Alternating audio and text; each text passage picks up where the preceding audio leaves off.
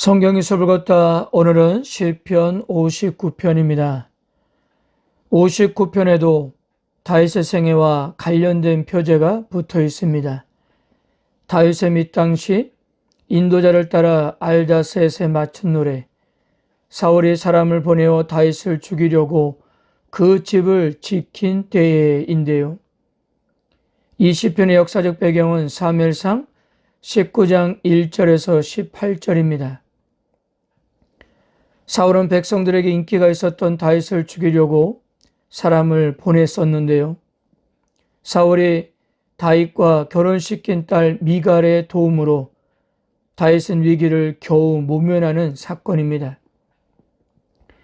이 사건을 생각하면 59편의 시인이 얼마나 절박한 상황에 놓여 있었는지를 알 수 있는데요. 원수들의 숫자가 워낙 많고 막강해서 누가 그를 돕고 싶어도 도울 수 없는 어려운 상황입니다. 그러므로 그를 유일하게 도울 수 있는 분은 오직 하나님밖에 없었던 것입니다. 1절에서 3절입니다. 나의 하나님이여, 나의 원수에게서 나를 건지시고 일어나 치려는 자에게서 나를 높이 드소서. 악을 행하는 자에게서 나를 건지시고 피 흘리기를 즐기는 자에게서 나를 구원하소서. 그들이 나의 생명을 해하려고 엎드려 기다리고 강한 자들이 모여 나를 치려하오니 여호와여, 이는 나의 잘못으로 말미암이 아니요 나의 죄로 말미암음도 아니로소이다. 시인은 빠른 호흡으로 4번이나 자신의 사항에 하나님이 개입하시기를 간구했습니다. 건지소서, 높이소서, 건지소서, 구원하소서. 그리고 자신을 위협하는 원수들도 이렇게 묘사했습니다. 내 원수들, 일어나 나를 치려는 자들, 악을 행하는 자들, 피 흘리기를 즐기는 자들, 나를 치는 강한 자들입니다. 즉 현재 시인은 매우 급박한 위기사항에 처해 있었던 것인데요.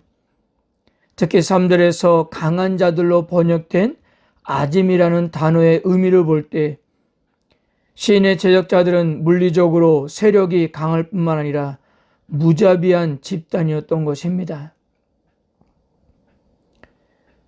이 상에서 시인이 할 수 있는 것은 아무것도 없었습니다.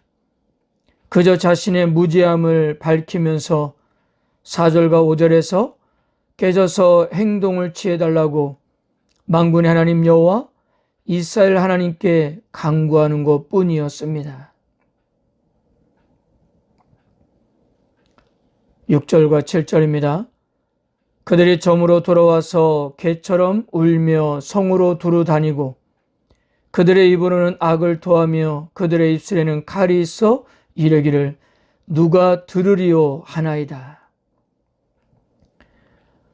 시인은 원수들을 약탈하는 갯대로 묘사하는데요. 개로 번역된 켈레브는 구약 성경에서 공격성, 시체를 뜯어먹는 속성, 부정한 고기를 먹고 욕설 등의 용례로 쓰여 부정적으로 인식되었습니다. 그래서 시인은 악인들을 개에 빗대어 그들이 자신을 위협하는 상으로 표현을 한 것입니다. 이처럼 악인들은 그들이 어떤 짓을 해도 아무도 상관하지 않는다며 온갖 악행을 서슴지 않았던 것인데요. 그러나 시인은 하나님이 그들을 지켜보고 계시며 그들의 어리석음을 비웃으신다고 했습니다. 즉 관점의 차이로 악인들은 그 누구도 그들의 못된 행위를 지켜보는 이가 없다고 하고 시인은 그들을 지켜보는 분이 계시다고 그렇게 말하고 있는 것입니다. 그래서 시인은 그런 주님을 바라보고 주님의 인자하심으로 자신을 맞아 주시려는 신뢰를 표현했습니다.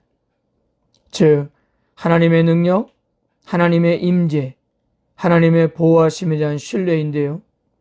이것이 시인이 의지하고 있는 하나님의 속성이었던 것입니다.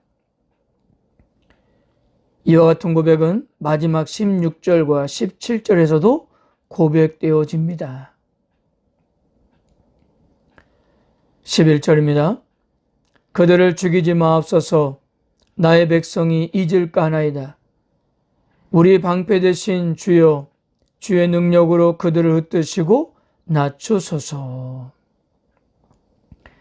시인은 자신의 생명을 해하려는 악인들을 하나님이 죽이지 마시기를 간구하는데요. 그러나 이러한 시인의 간구는 호의가 아니라 역설입니다. 즉 악인이 곧바로 하나님의 심판으로 죽어버리면 사람들에게서 금세 잊어질 것이기 때문에 악인들이 비참한 상태로 흩어지고 낮아져서 백성이 하나님의 심판을 볼 수 있게 해 주십사 하는 간구였던 것입니다. 그런데요, 13절에서는 악인들이 진노하심으로 소멸하시되 없어지기까지 소멸하사라고 그렇게 시인이 고백했습니다. 여기서 소멸하다는로 번역된 칼라는 쉽게 말해 끝장을 보다는 의미입니다. 이렇게 보면 11절에 죽이지 말아 달라는 것과 무엇인가 상반된 의미로 보이지만요. 13절에서 시인이 하고 싶은 말은 물리적인 없어짐을 뜻하기보다 악인들이 아무것도 아닌 존재가 될 때까지 끝장을 내달라는 의미였던 것입니다.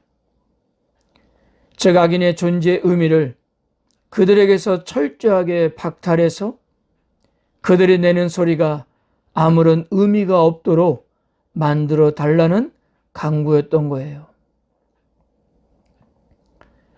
이런 의미로 시인의 생명을 찾는 악인들, 즉 갯대에 대한 묘사가 6절과 7절과는 정반대로 묘사됩니다.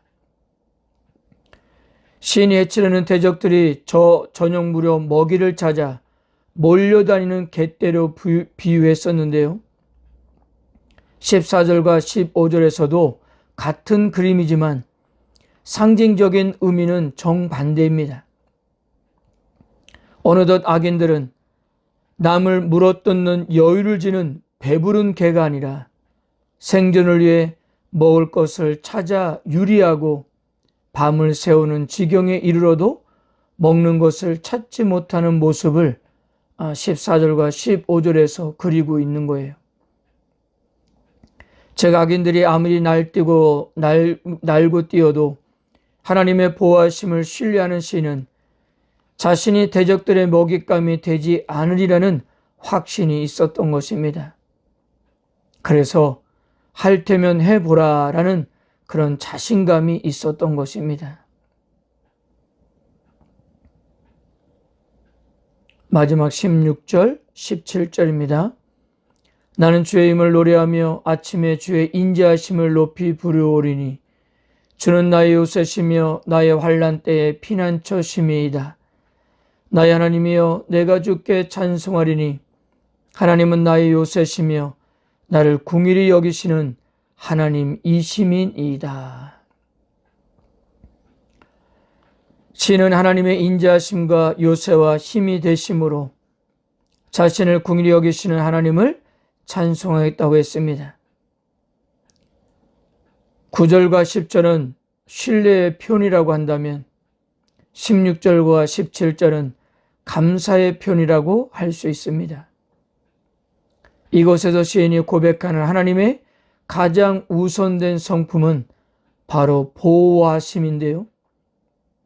그리고 그 보호의 전제는 하나님의 인자하심이었던 것입니다.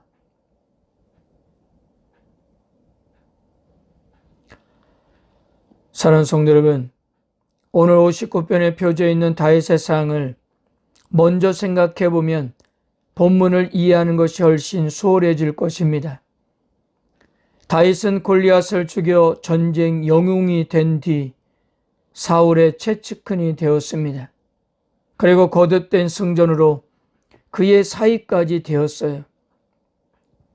하지만 다윗은 한 번도 반역을 모의한 적이 없었는데 그런데도 사울은 다윗에 대한 질투로 그를 죽이려고 했습니다.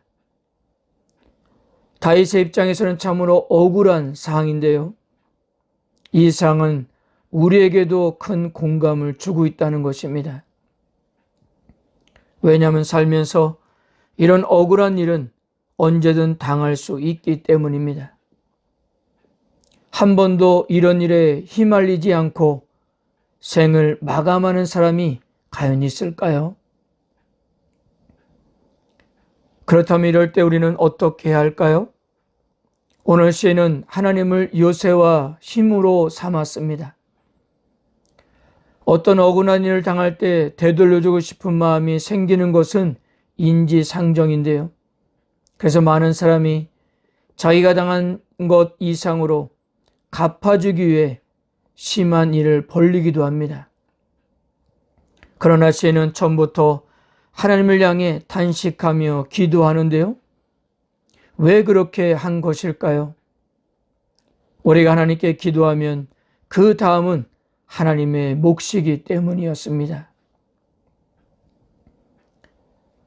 그러므로 하나님은 우리가 위기의 피해 들어갈 요새시며 우리를 보호해 주시는 힘이라는 사실을 깨닫는 순간 대적들은 하나님 앞에 개처럼 보잘것없는 존재임을 알게 될 것입니다.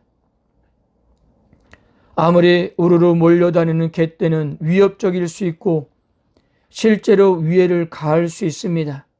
그러나 하나님의 보호하심은 무한하십니다.